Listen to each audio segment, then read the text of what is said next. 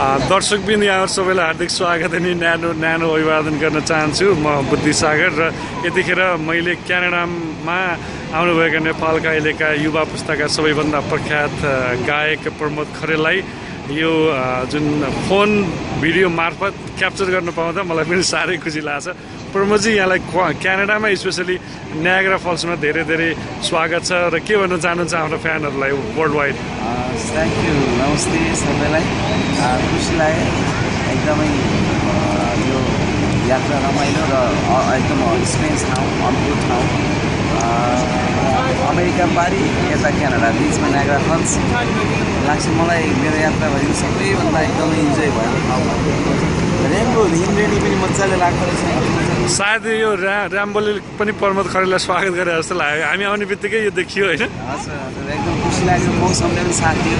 Rainy time धेरै क्यानाडामा अहिले यहाँ देखिरहन्छ, भिडभाड छ होइन, यहाँहरूमा धेरै मान्छेहरू हुन्छ, खुसी लागिरहेछ।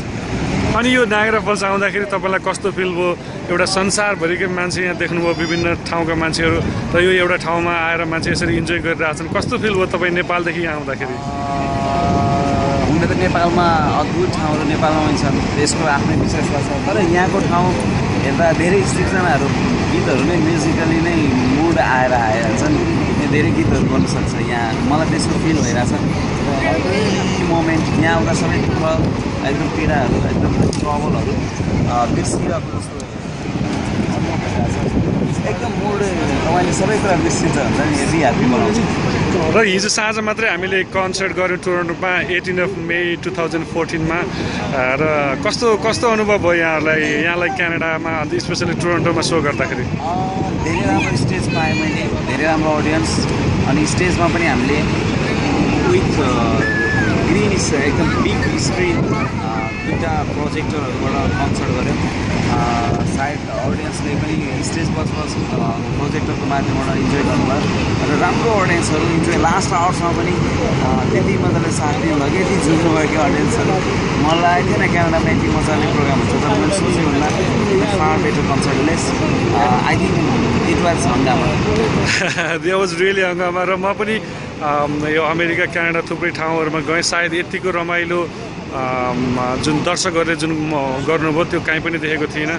र अब के छ यहाँको प्लान अब टोरन्टोको कन्सर्ट पछि? टोरन्टोको यो कन्सर्ट पछि सायद एक हप्ता त घुम्छु नि। त्यसपछि एडमन्टनमा छ, क्यानाडाको एडमन्टन पछि दुबई र लन्डनको यात्रा छ।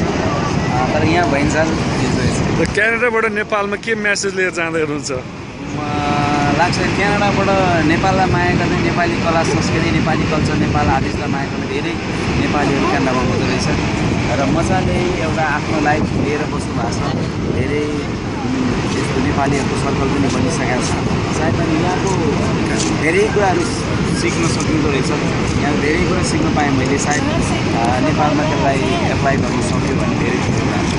र अहिलेसम्म प्रमोद खरेललाई जति पनि माया गर्नुहुन्छ श्रोताहरू, दर्शकहरू, अझै पनि तपाईँका लाखौँ फ्यानहरू बढ्दै जाउन्। हामी सम्पूर्ण टोरन्टोवासी नेपालीहरूको तर्फबाट पनि यहाँलाई धेरै धेरै शुभकामना छ। थ्याङ्क यू तपाईँलाई। र हामी नेपाली जुन ग्रुपले मलाई इन्भाइट गर्यो, तपाईँ ज्योतिसागर प्रसादजी लगायत यो युनिटलाई र क्यानाडावासीलाई मेरो र हाम्रो पनि उद्देश्य के भने नेपाली सङ्गीतलाई माया गर्ने अथवा नेपाली सङ्गीतमा लाग्ने तपाईँ जस्ता सर्जकहरूलाई यो नेपालभन्दा टाढाको यो ठाउँमा अथवा नर्थ अमेरिकामा ल्याएर हाम्रा कला अथवा हाम्रा चाहिँ सृजनाहरू प्रस्तुत गर्ने अवसर दिन पाइयोस्।